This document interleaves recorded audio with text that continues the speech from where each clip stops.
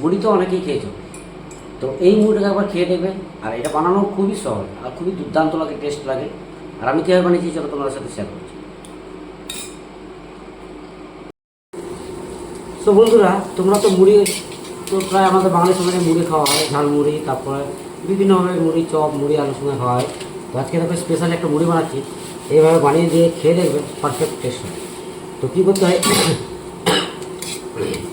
অল্প একটু তেলে পেঁয়াজ কাঁচা লঙ্কা ভেজে দিয়ে দিয়েছি, ভাজতে দিয়ে দিয়েছি, সাথে অল্প একটু সামান্য লবণ দিয়ে দিয়েছি। এরপরে একটা ডিম ভেঙে এর মধ্যে দিয়ে দেবো। এবার এটাকে ভুজিয়া বানিয়ে নেব। এবার দিয়ে দিচ্ছি প্রয়োজন অনুসারে মুড়ি, অল্প সামান্য, যে যেমন খাবে, আমি এইটুকুই খাবো, অল্প দিয়ে দিচ্ছি চামচ। ব্যাস, আর কিচ্ছু দেবো না। এবার এটাকে কিছুক্ষণ ফ্রাই করে নেব।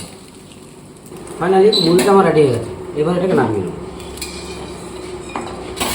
এবার খাওয়া শুরু করবো।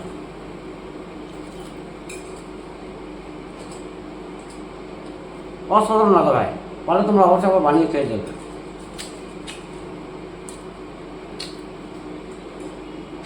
আর আমি কীভাবে বানালাম তোমাদের করে দিচ্ছি, তোমরা বানিয়ে থাকো। Thank you.